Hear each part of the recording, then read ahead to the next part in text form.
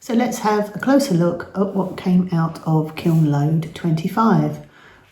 Apologies for the glasses, but I really need them so I can see, as explained before, read even the glazes in my book. We usually remember most of them, but there's always ones that stump you. So right, let's make a start. Right, first of all, we have, now you've probably seen my little mushroom trinkets. I know Sarah at Three Little Pots does similar, and to be honest, it's probably where I got the idea from. Saw them and thought, oh, yeah. Mine are quite different to hers though. Anyway, I decided to do a big boy. Now, I deliberated as to what to put as the glaze. As you can see, it's on chocolate speckle clay, which I really like. So I went with Moon River on the outside, the Gills, and Celadon Bloom inside. Now I've had sort of a mix of luck with Celadon Bloom, obviously because I mostly use buff clay, but it seems to work quite well on my speckle. Now I did do quite thick coats. I'd say, well, it's 2 coats, but I spooned it in, to be honest. So we did get lots of crystals, which you either love or hate. But yeah. Now this can either be a large trinket dish, or I shaped the top so that you could actually use it as a chalice, if you felt so inclined. I'll definitely make more. I did make 2, one in buff, but you probably saw that exploded in the kiln. First explosion in the bisque kiln that I've had. I've sort of saved the top, so I might do something with it, but it might not be worth it. But anyway, I thought this came out really well. See, it looks like a pool of water with, I won't say jellyfish in it, but yeah. Really pleased with that. And as I say, I shall be making more. Now this is a little bit heavy. I mean, I did hollow it out a bit, but yeah, I might make it slightly differently next time. Okay. And I'll try not to keep saying okay. Right, my next one. Now, I have tried to do the oil spot technique before and have never put enough coats on. So I thought, right, this time I'm going to go for it. And yeah, I'm really happy with the results. So meet Medusa. And obviously I thought this would be the ideal glaze to go with her, because that oil spot, it looks like snake skin to me. She goes well on my top, doesn't she? Yeah. So this travel cup, yeah, I'm really pleased with it. They are tricky to make. Maybe it's just me, but yeah, I'm quite pleased with it. You have to watch the joins, because obviously you can't get, well, you make the top first and then try and reach down to seal the top from the bottom, which on something that's tapered is quite hard. But anyway, the one I'm using that was that I refired where the glazes ran is doing fine. I'm enjoying using it. So yeah.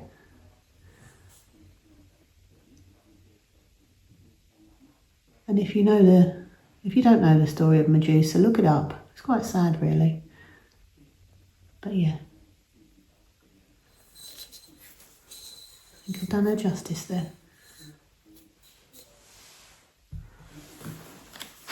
And next we have just a simple little I love making these little dishes with the sage leaves from my garden.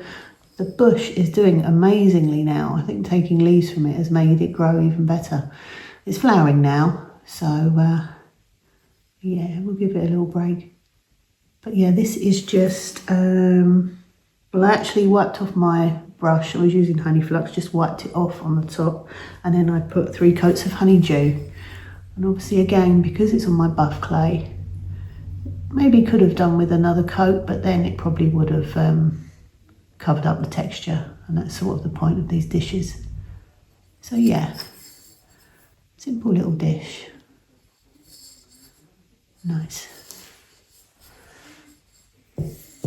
And next one is actually a incense dish. Obviously it's got the hole in the middle.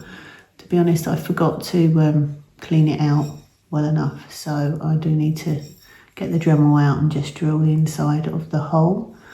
But yeah, sage dish again, different design. This is Mystic Tide, and I like it. Obviously would look really good. It's quite a new glaze to me, I haven't used it that much, but would look really good as the sand in a beachy mug. And this one I just put little feet on the back. I didn't glaze the back though, because I find sometimes it makes things warp more.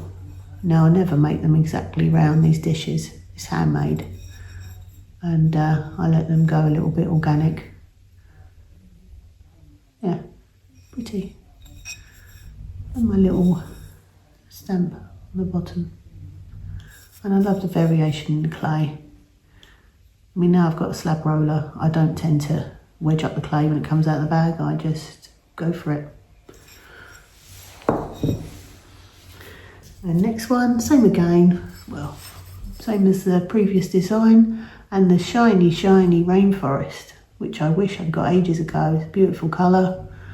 Obviously people have been raving about it, and sorry about the glare. I'm gonna video from a different angle next time, because I'm actually taking over the other side of this room as well. My husband has let me take over his side of the room that he currently does models in, but the light isn't great for him there to do that. So yeah, gonna have the whole space, so I will make sure that I don't face the window to video. But yeah, pretty dish. Same again, I just write a little number on, tells me what the glaze is. I think that's pretty obvious, that one, but still. Okay, next one. I still have some of my little dragon eggs left, so I'm using them as test tiles, to be honest. This is on the black clay, and this is Ancient Jasper. Now, I really like this glaze. I used it to do some runes quite a while ago that now live in the US. You have to put really 4 coats on, in my experience. Okay, that's obviously on a flat surface, but yeah, lovely glaze, should be used more. I know Karen at Barehead Pottery does use it quite a bit, so come on people, get some Ancient Jasper.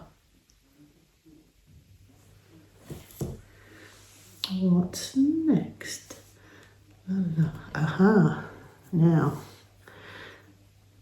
this was Amanda from Red F Designs showing me what she does with Passionflower, and she's put Enchanted Forest over it, so I had to try it, and look at that, that's amazing. If that's not a far off galaxy, I don't know what is. It's beautiful. So yeah, and that is actually on black clay as well. So thanks Amanda. So I'm trying to get the glare off. I'll put photos at the end. But yeah, that's a keeper. Well, not the dish, the glaze, because let's face it, we can make it again. Now, something I'm quite excited about. I know you all know Lainey over in New Zealand. If you don't, please check out her channel. And she makes really cute cat whisker bottles. So I thought, right, I'll make some, but I'll put my own little spin on it. And to be honest, I saw some transfers and I thought, oh, they'll be ideal. But I also wanted a little bit more than just a plain transfer. So I decided to colour them with my Pasler Underglazes. Now I only did one coat because I wasn't sure, first time using them, or second using them, and I wasn't sure how they would come out. And I think they've come out quite well. Only thing I would do, I don't know quite why I made them that shape, but they're okay. I wanted to make sure that they stood up, obviously. Next time I might make them a little bit more bulbous at the back. But yeah, they've got the hole in the top to put the cat whiskers in. Yeah. That's two, and then we've got these two. That's actually purple, but it's looking a bit like the black on the screen. Yeah, I'm quite pleased that the Pasler Underglaze is actually like the zinc-free clear. No, and I obviously did the right amount of coats because I haven't got any pitting, which is always a worry. Yeah, hopefully make some more of those.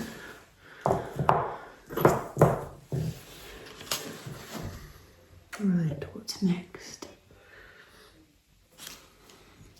So on to talking about my mushy trinkets. This one is, I've done rather Alabaster on the gills. And inside we have Cinnabar and Celadon Bloom. It's a combination I saw online, as you do. And I thought, yeah, it does look quite like fly garlic, doesn't it? Yeah, pleased with that.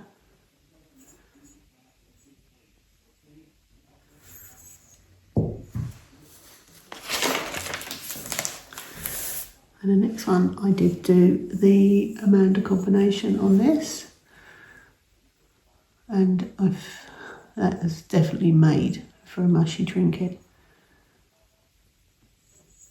I always make the glaze go a little bit over the edge as well. And that's, pretty sure that's Alabaster. Yeah, Alabaster on the gills. Yeah.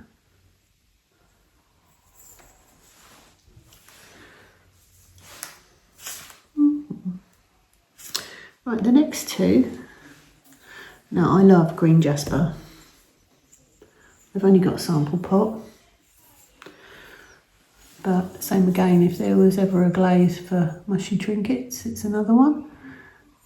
These two, right, let's get this right. This one has macadamia on the gills. Blends in quite well with the buff. Obviously green jasper ×2. And then I put dark flux on the edge. Is that the dark flux one? Yeah, that's the dark flux one. Love the way it's gone. Like I say, I do make it go over the edge a bit on purpose. I'm not just being sloppy.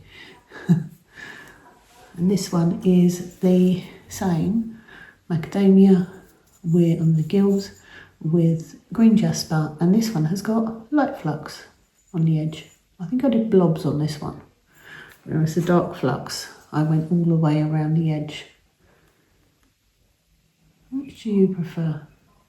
Dark flux doesn't get used a lot, not that I see anyway. If you use it, give me a shout, tell me what you've used it on. I'm really sorry about the glare, but like I say, I will take some photos, preferably outside if it doesn't rain.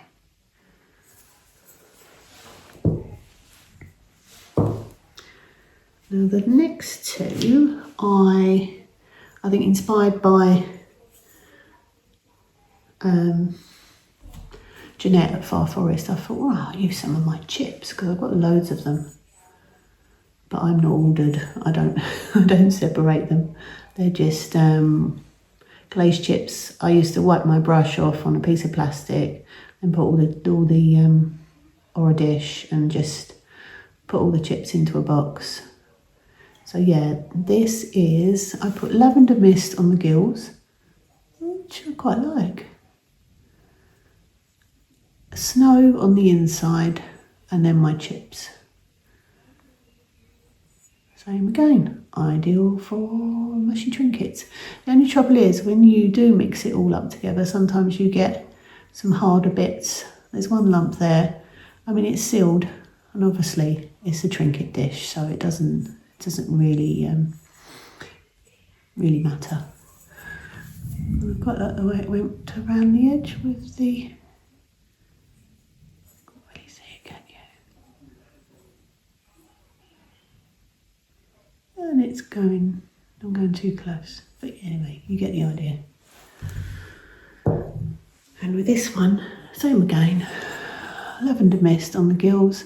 This one I put honey flux ×2, so it was snow ×2, honey flux ×2, and same again, chips. Now I thought I put quite a few chips on, but they have, probably could have put a few more. But sometimes you get bubbling in the middle, don't you? And tiny. But yeah, and obviously being honey flux. I've got some feathering around the outside. Yeah. Right, now for a little laugh. I did post on Score about what do you do with your tiny little odd bits of clay. And this started off as a stone person.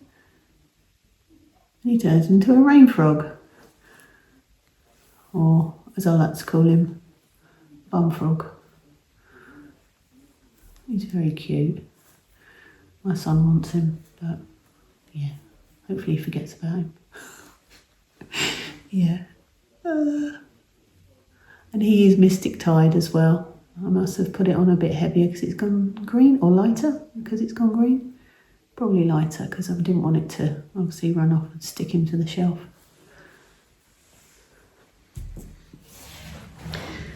Right, just a couple of little as you're glazing with a new glaze, I'm sure you'll do it, you do a little test tile. Same again, I had a dragon egg on the speckle, and that's ochre. I thought that was quite nice. And also on the buff. So pretty similar. Yeah. I'm looking to do some rune stones with the ochre, so I think that's why I did a couple of test tiles as well. And I also, when I was doing the chicks, I just put some butter yellow on my buff. Comes out a little darker, actually. It's quite similar to the ochre, isn't it? Slightly more yellow, slightly.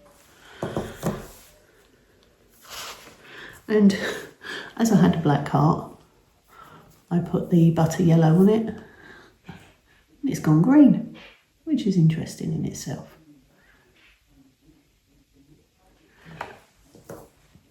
Me. And carrying on, I just did one of my little heart dragon scale cross heart trinket dishes in the Mystic Tide ×3. Obviously loves texture. Okay, we're getting there. Now, my kiln boo-boo. Not had one of those for a while, but still, as I was glazing them, I thought, okay then. I think they were the last thing to be glazed. I was waiting to get the kiln on. Yeah, what can I say?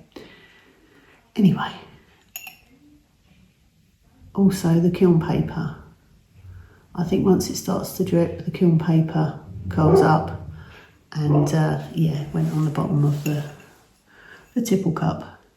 Now the idea for this was I just had tree impression and I thought they looked like oak trees.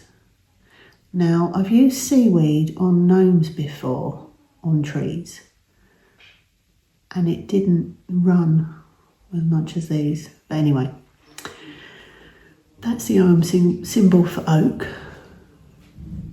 So yeah, we've got seaweed on the trees. The sky is Norse blue. I've got Celadon Bloom over the top, and I also, hold on, put Cirrus Flow inside and a little bit over the edge. Luckily it was only a little bit, otherwise it would have been more of a drippy mess, wouldn't it? But, oh, and I put textured kiwi fruit at the bottom, which was probably the culprit. I was meaning to do the holly green textured kiwi, but I did it round the wrong way, so I put a tiny little bit of holly green. So yeah, all of those combinations together have caused this. Now I might be able to Dremel it off. Is it worth the work? I don't know. I mean, it's got some lovely colours in it. It looks sort of like a misty morning to me. Anyway, so we've got two of those, both the same, both as much stuck to them. Yeah, I might see whether I can save them. I don't know. And I've missed one on my, it's just another little sage dish. This one was inspired by Andrea, even, at Rubier Ceramics. She put wiped back Rainforest and then put green opal over the top. So I did the same, but I just added a little bit of honeydew around the edge. And it's got a little pinky tinge, which is nice. Same with this incense holder. I've just got to Dremel out the hole. But yeah, it's the same as the other one. Yeah. And now we're getting to the, well, what I think are the stars of the kiln. I have, pretty much like my tall mug I did with the birch Cordovan Flux combo, I've got some tipple cups. And I think they came out rather nice.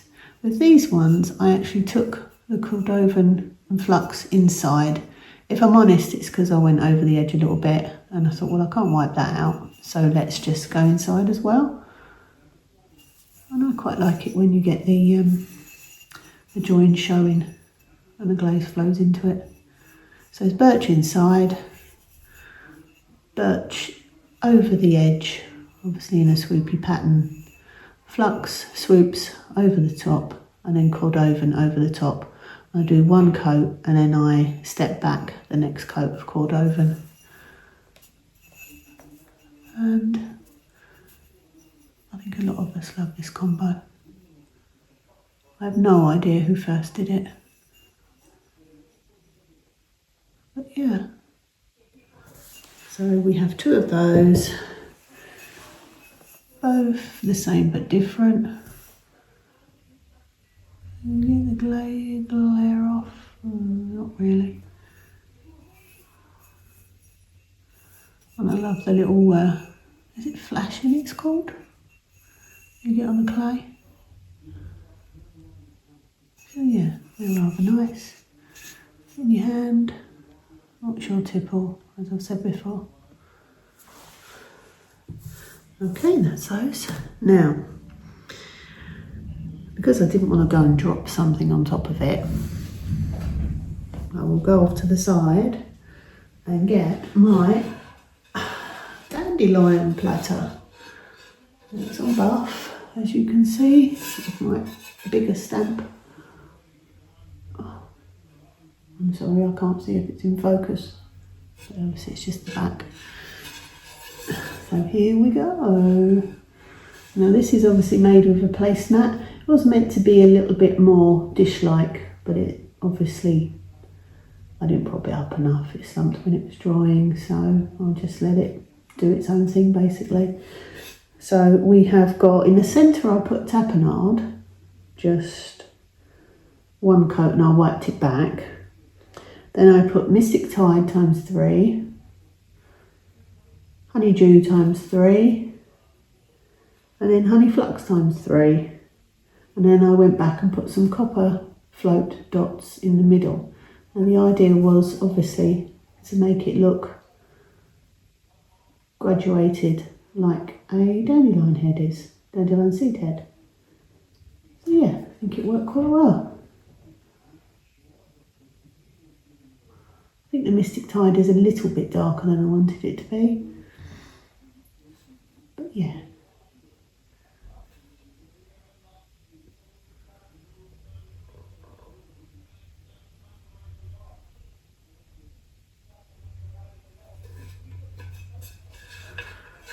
It does sit flat with a little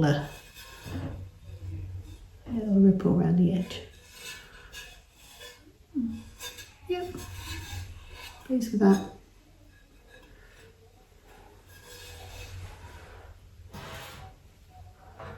It all played quite well with my buff clay, to be honest.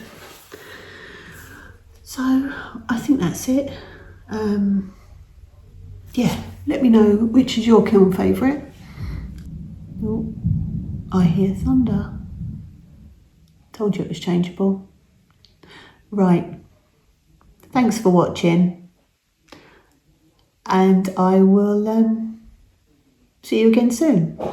Next one will